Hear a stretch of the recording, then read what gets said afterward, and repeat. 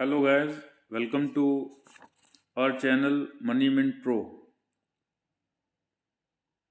आज हम बात करेंगे एक बिरला ग्रुप की कंपनी की जो कैपेसिटर के लिए पैकेजिंग का बनाने का काम करती है और रेफ्रिजरेटर के लिए लाइनर भी बनाती है। इस कंपनी का नाम है Expro India limited. At present यह एकमात्र कंपनी है पूरे देश में जो कि कैपेसिटर के लिए पैकेजिंग मटेरियल मैन्युफैक्चरिंग करती है। इसका कोई कंपटीटर पूरे देश में नहीं है और यह बिजनेस कैपिटल इंटेंसिव भी है, इसलिए नियर फ्यूचर में कोई इसका कंपटीटर अपने देश में होने वाला भी नहीं है, इसलिए इसकी पोजीशन काफ़ी स्ट्रॉन्ग है। अभी तक यह बिजनेस अनइकोनॉमिकल था इन्वर्टर ड्यूटी स्ट्रक्चर की वजह से। इलेक्ट्रॉनिक मैन्युफैक्चरिंग में सरकार के फोकस के कारण यह एनोमली दूर हो गई है और इस कारण इस बिजनेस ने पिछले 2 क्वार्टर से मुनाफा कमाना शुरू कर दिया है। यह मुनाफे का सिलसिला आगे भी भविष्य में जारी रहने की संभावना है। इससे जो कैश फ्लो कंपनी के पास आएगा उससे कंपनी को अपना डेट कम करने में और अपनी एग्जिस्टिंग फैसिलिटीज़ को एक्सपेंड करने में मदद मिलेगी। कंपनी ने पिछले 3 क्वार्टर में 70 करोड़ का डेट चुका दिया है। कैश फ्लो बढ़ने के साथ debt repayment would only increase. Company के पास 2 डिवीज़न है। एक डिवीज़न है कोएक्स डिवीज़न, इसमें 77% रेवेन्यू और 40% एबिटा कंपनी को आता है। यह डिवीज़न रेफ्रिजरेटर लाइनर से संबंधित है। दूसरा डिवीज़न है बैग्स डिवीज़न, इसमें कंपनी को 23% रेवेन्यू और 60% एबिटा आता है। यह पैकेजिंग फिल्म्स और कैपेसिटर से संबंधित है, जिसे हम डाई इलेक्ट्रिक फिल्म्स भी कहते हैं। कंपनी का नाम है Expro India. Expro India is the only manufacturer of dielectric film in India. मतलब ये डाइलेक्ट्रिक फिल्म को मैन्युफैक्चरिंग करने वाली सिंगल फर्म है इंडिया में। कंपनी ने 35% मार्केट शेयर कैप्चर किया हुआ है। कैपेसिटर का प्रयोग हर उस जगह होता है जहां फ्लो ऑफ इलेक्ट्रिसिटी है, मतलब कि जहां कहीं पर भी इलेक्ट्रिसिटी का फ्लो होता है वहां पर हमको कैपेसिटर का प्रयोग करना होता है। यह मुख्य रूप से इंडस्ट्रियल एप्लीकेशन से लेकर हाउस होल्ड फैंस तक में यूज़ होता है। ईवी के आने के साथ प्रयोग तेज गति से बढ़ेगा। इलेक्ट्रिक व्हीकल का जैसा कि आप देख रहे हैं आगे आने वाले समय में बहुत ज़्यादा स्कोप है और सारा वर्ल्ड इलेक्ट्रिक व्हीकल की तरफ बढ़ रहा है। तो हम ये कह सकते हैं कि आने वाला फ्यूचर इस कंपनी का बहुत ब्राइट होने वाला है। कंपनी अपने प्रोडक्ट पोर्टफोलियो को लगातार एक्सपेंड कर रही है डिफरेंट ग्रेड्स के कैपेसिटर बनाने के लिए। इससे कंपनी का टारगेटेबल अपॉर्चुनिटी डबल हो जाएगी। मतलब कि जो कंपनी की अपॉर्चुनिटी है जिसको कंपनी टारगेट कर रही है वो डबल कर लेगी कंपनी, जो एक्सपेंशन प्रोग्राम इनका चल रहा है। अब आते हैं इसके कोएक्स डिवीज़न के बारे में, जो कि रेफ्रिजरेटर लाइनर से संबंधित है।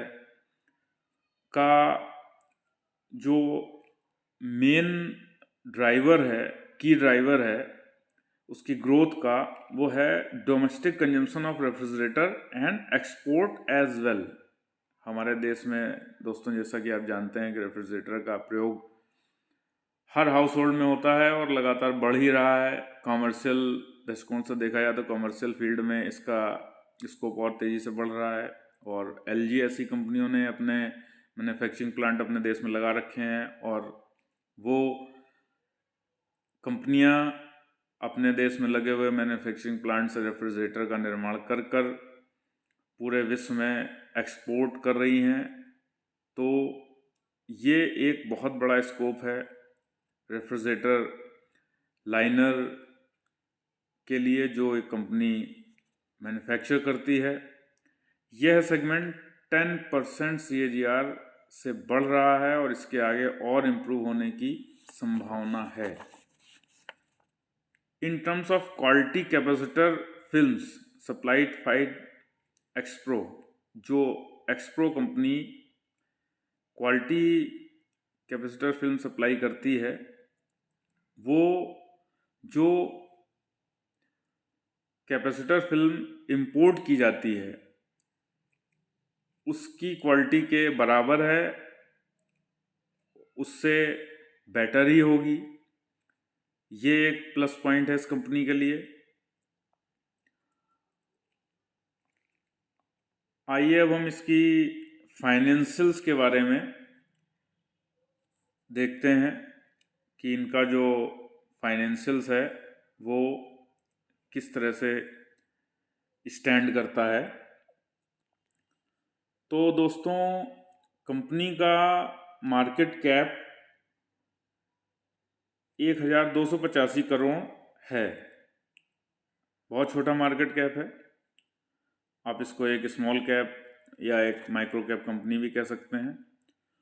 और किसी कंपनी का जितना छोटा मार्केट कैप होता है उसके ग्रोथ के चांसेस उतने ही ज़्यादा होते हैं। पी रेशियो कंपनी का कंफर्टेबल जोन में है 40.6। बुक वैल्यू कंपनी की 89.4 है।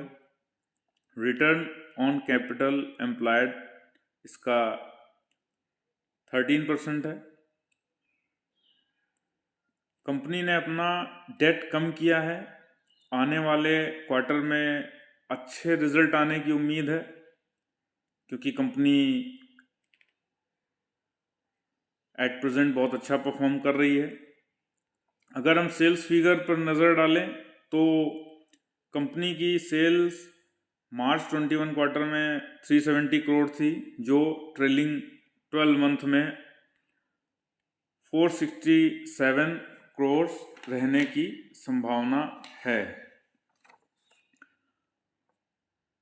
नेट प्रॉफिट पे हम अगर नज़र डालें तो नेट प्रॉफिट इनका मार्च 21 क्वार्टर में 8 करोड़ था, जो ट्रेलिंग 12 मंथ में 32 करोड़ रहने की संभावना है। शेयर होल्डिंग पैटर्न पे नज़र डालें तो प्रमोटर की शेयर होल्डिंग सेम रही है, लगभग कांस्टेंट रही है। प्रमोटर की शेयर होल्डिंग 50.02% पर कांस्टेंट है।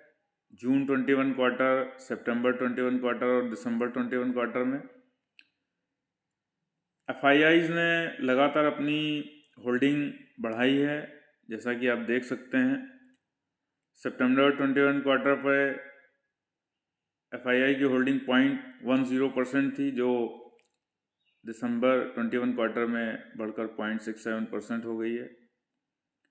DII और गवर्नमेंट की होल्डिंग सेम है। कंपनी का नाम, जैसा कि आप जानते हैं, एक्सप्रो इंडिया है।